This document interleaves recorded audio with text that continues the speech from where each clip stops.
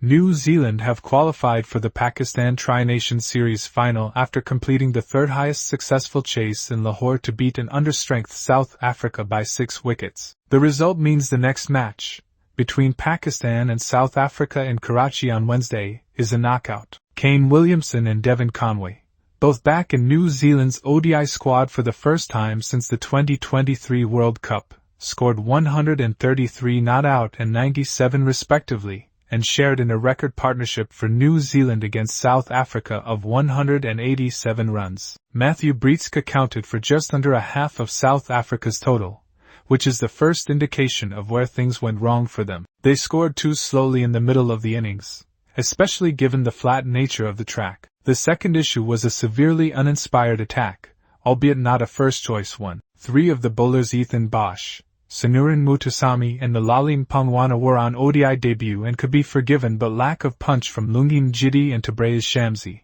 who conceded 116 in 16 overs between them, will be a concern ahead of the Champions Trophy. South Africa have now lost 5 ODIs in a row, their longest losing streak in 20 years, but have played all their matches without a full-strength side. While they're unlikely to have too many positives to take from this defeat, they may console themselves with the knowledge that, Rake and Ravindra aside, New Zealand were at full strength and played like it. After choosing to bowl first in the only day game of the series, New Zealand struck early when Will O'Rourke bounced Temba Bavuma out as he edged a pull. Bavuma had looked confident for his 23-ball 20, but New Zealand's O'Rourke's consistent and aggressive approach with the short ball paid off. Breetzke and Jason Smith combined for a second wicket stand of 93, but their scoring rate of 5.31 runs to the over was testament to New Zealand's squeeze. South Africa struck only 2 4s and 3 6s in the 17 overs between Bavuma's dismissal and Smith's run-out, as they tried to take on Mitchell Santner but were largely kept quiet. In that time, Breetzke brought up 50 off 68 balls.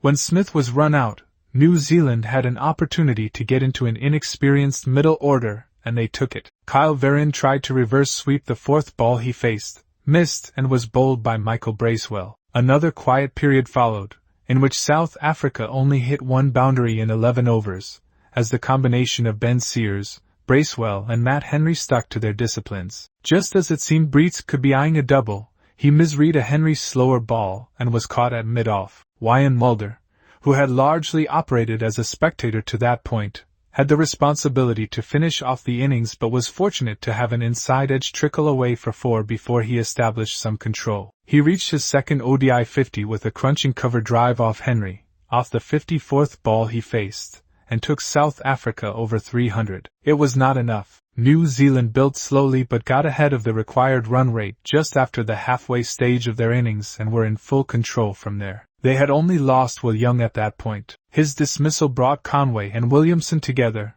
and there was one nervy moment, when Williamson inside-edged Junior Dalla past Verreynne, but he soon settled into a rhythm and put on a masterful display of run-scoring all around the wicket. His wagon wheel was almost entirely symmetrical, with 67 runs on the off side and 66 on the leg side, and the highlights included 4 strong cut shots and a creative ramp over Verreynne as he leaned back to an Njidi delivery. Equally, Williamson's pacing of his innings was perfect. He gave himself time to get in, all while scoring at a run-a-ball, and then took over the more dominant role from Conway, who got to 50 first. Conway's half-century came off 64 balls, before Williamson's reached his, off 44 balls, with a massive 6 over mid-on off Shamsi. It was also Williamson's 4th successive 50-plus ODI score in Pakistan. He took a liking to Pangwana and Njidi's short balls while Conway took on Shamsi, and South Africa had no answers. Mutusami was the pick of South Africa's bowlers and dismissed Daryl Mitchell,